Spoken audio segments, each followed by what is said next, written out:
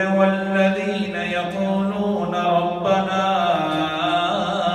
هب لنا من أزواجنا وذرياتنا قرة أعين واجعلنا للمتقين إماما. عباد الرحمن جو بندے ہوتے ہیں خاص رحمان کے بندے، اللہ ہم سب کو بنا دے. وہ جو ان کا حال یہ ہے کہ جب بھی مانگتے ہیں تو کس سے مانگتے ہیں؟ یقولون ربنا، کہتے ہیں وہ اپنے رب سے کیا کہتے ہیں؟ ہب لنا من ازواجنا، اے اللہ ہماری بیویوں کو سکون کا ذریعہ بنا دے.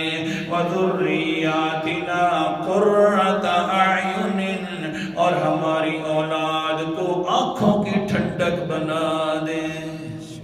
بچے ہیں، دیکھیں انسان گھر سے باہر گیا، شام کو واپس آ جاتا ہے والد محترم، تو ایک بچہ ہے چھوٹا سا ہے، توتلی زبان میں کہتا ہے ابو، تو سارے غم ختم ہو جاتے ہیں. بچہ ہے، آنکھوں کی ٹھنڈک ہے، لیکن آگے اللہ نے کیا فرمایا؟ ہاں آنکھوں کی ٹھنڈک بھی ہے، لیکن پھر اور بھی دعا مانگتے ہیں وَجَعَلْنَا لِلْمُتَّقِينَ إِمَامًا. اللہ جی مہربانی فرما، ان میری اولاد کو امام بنا دے متقی لوگوں کا.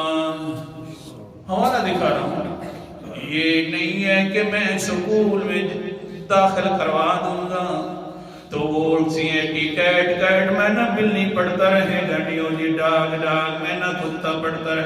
آخر کار وہ پھر خصلتیں بھی منتقل ہوتی رہیں گی، ناراض نہ ہونا.